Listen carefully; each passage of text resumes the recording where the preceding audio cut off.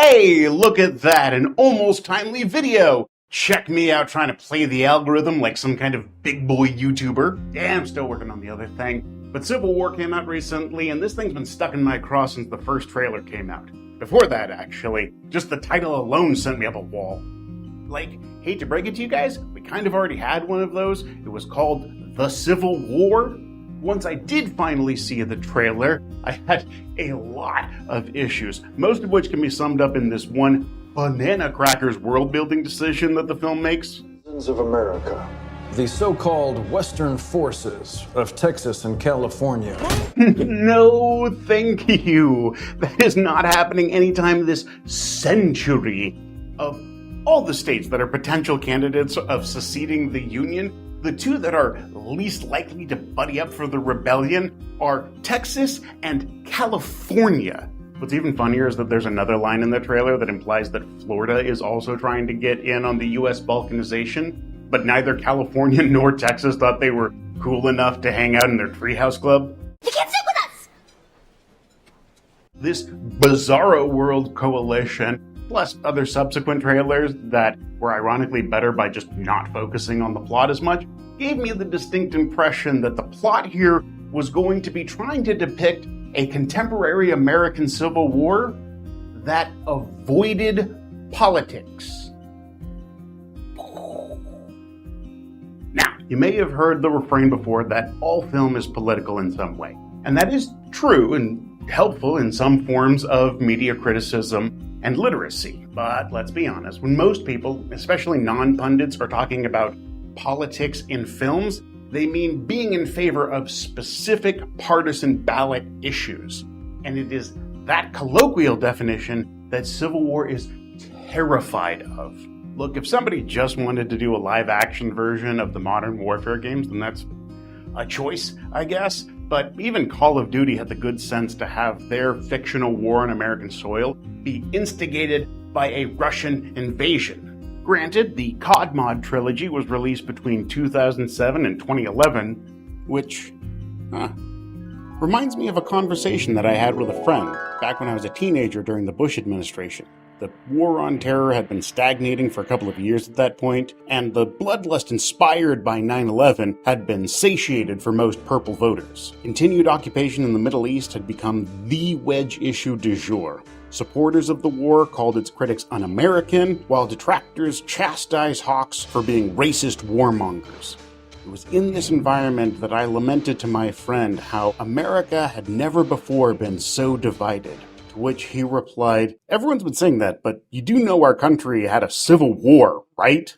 Honestly, I hadn't thought of that. It's not like I'd never heard of the American Civil War, but it just felt so distant in that moment. And I can't imagine that I was the only one who'd overlooked our war to end slavery. After all, I was just regurgitating the sound bites from the talking heads. I don't know if it was because the Confederate States of America felt so thoroughly vanquished by the late 2000s. We were only a couple of years away from electing our first black president after all, but regardless of the reason, that comment did temper my hyperbole. I felt no matter how heated the debate on Iraq and Afghanistan got, our country devolving into another civil war felt impossible. Clearly, things have changed since then. God bless America. And don't get it twisted, it's not like I haven't noticed the zeitgeist shifting in the interim. Believe me, I have. Actually, to confess, part of the reason I'm so salty about this film is because I'd actually already been outlining my own second Civil War script for months before I even heard that this one was in production. Dork that I am, I even went so far as to cobbling together a trailer for my fake movie. Check it out.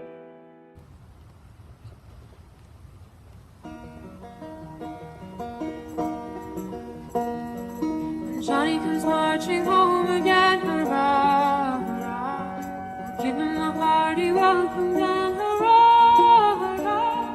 The men will cheer and the boys will shout, the ladies they will all come out and we'll love you, brave man. Johnny comes marching home.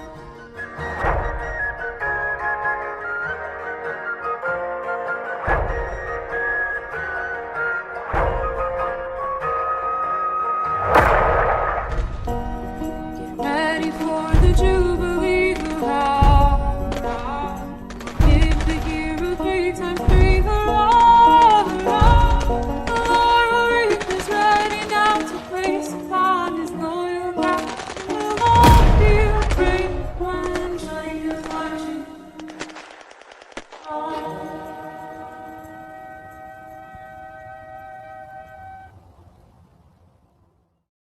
well, the clips are stolen, go tell H-Bomb about it. But as you may be able to tell, my thoughts on the subject were different. I'm so utterly floored as to how you could look at the current political climate of the United States, foresee it escalating into a civil war, and then just have nothing to say about the historical context that caused it. Though, perhaps, maybe, I'm getting ahead of myself. I mean, I haven't even seen Civil War yet. Maybe it does add some nuance to the conversation of the looming violence from America's disunity. Maybe it helps to elucidate where we are now and how that relates to the greater scope of humanity.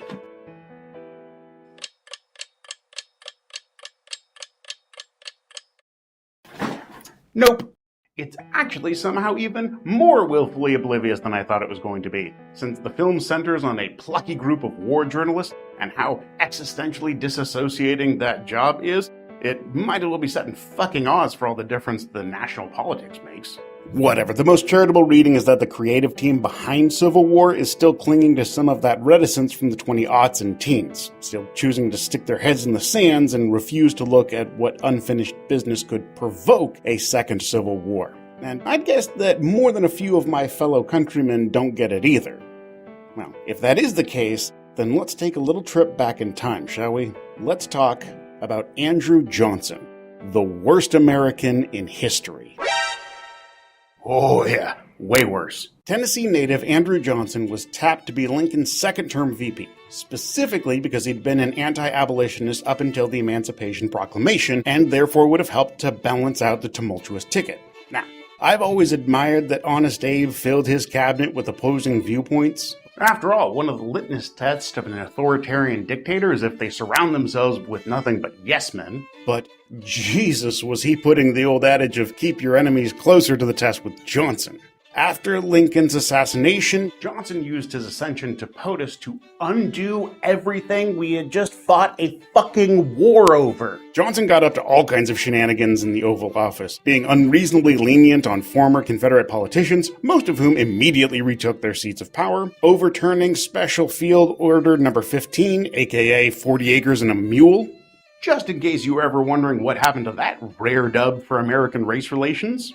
And illegally firing Secretary of War Edwin Stanton, one of the guys who pushed for black reparations, a firing so poorly received that it led to Johnson earning the dubious distinction of being the first U.S. president in history to be impeached. Also in the process establishing how completely useless impeachment is as a tool for checks and balances. But none of that compares to how he undermined the 13th Amendment, which I have to read in full. Neither slavery nor involuntary servitude, except where punishment for a crime whereof the party has been duly convicted, shall exist within the United States or any place subject to their jurisdiction. Like, dude, maybe it's because I'm a combo player in Magic, but it seems obvious to me that if you're going to build the loophole right into the rule, inevitably people are going to start hammering it for exploits. So, yeah, the whole no slaves unless they're criminals thing was immediately worked around by coming up with a bunch of bullshit laws to enforce on anybody that you'd like to enslave. This was a problem for black people in America up until... Still, flawed as the 13th Amendment is, at least there's a chance that the spirit of the law might have still had a chance to take root. If Johnson's constant vetoing hadn't kept Congress on the back foot for the entirety of his tenure. The legislative branch did manage to rally enough public support to pass the 14th and 15th Amendments, the Civil Rights Act of 1866, and utterly hamstrung versions of the Freedmen's Bureau Acts of 1865 and 66, which were supposed to create a federal bureau like the FBI, but rather than being dedicated to narking on Americans, this would work to ensure that former slaves were properly compensated for their decades of unpaid labor, as well as ensuring fair opportunities while transitioning into post-bondage life. So, of course, that only survived for about 3 years of meaningful operation. Johnson proved that public support didn't matter. The Reconstruction era was fraught with innumerable laws all over the country stating in no uncertain terms that black people were second-class citizens in the United States, slaves in all but name. Even once the Civil Rights Act of 1965 was passed, a century later, finally removing from the books the explicitly racist laws, The descendants of the Confederacy just replaced them with implicitly racist ones. And here we come to the crux of it. No matter how diligently detailed equality is codified into law, Johnsonite supremacists can always get around them by just shifting the conversation to something more oblique. Johnson ensured the legacy of the Confederacy more than Robert E. Lee or Jefferson Davis ever could with their full-scale war efforts. He gave the CSA the ability to camouflage themselves inside the Union, sometimes glimpsed when a spade finally gets called a spade, only to then disappear again by talking about clubs. And there may not be a more perfect example than this symbol right here. I apologize for this tirade, but I've been dying on this hill for the last 20 some odd years. People of today, y'all ain't from the Confederacy. The Confederacy stopped being a thing a century before most of you were born. Furthermore, they only existed for a total of 4 years. And in that time, they didn't create any customs or traditions or cultures for you to have a heritage of. The only thing that the CSA did in the entirety of their existence was fight a war to propagate the institution of chattel slavery and lose. That is the only heritable trait that this symbol has. Which is not to say that everyone who did live in that brief window under the Confederate rule even believed in the Southern cause. Not everyone who wore gray at Gettysburg supported slavery. Just how not everyone who fought for Germany in World War II supported the Holocaust, or even knew that it happened. However, people today sure as shit know about it, which is why I have zero issues with anyone who celebrates their German heritage and proudly flies a German flag. But if someone's waving around a swastika, it's kind of a different story, isn't it? Now you can start to see their prestige. This is how the power brokers that are trying to manifest another fascist uprising get otherwise well-meaning people to do their fighting for them by incepting their hatred and bigotry into things like pride and national identity. It correlates an attack on that ideology to an attack on the self, an attack on history. It makes even acknowledging the reality of that history an insult. It makes that acknowledgement unspeakable. Which is how someone ends up making a movie about a second American Civil War for the express purpose of avoiding politics. I know I've spent very little of this video actually talking about Civil War, the movie, but that's my whole point. All of this historical conflict gouging so deeply into the American psyche for centuries, causing a growing number of its citizens to see the only way forward as bloodletting. All of that is swept under the rug, exactly where Johnson and his ilk wanted. Silent and festering.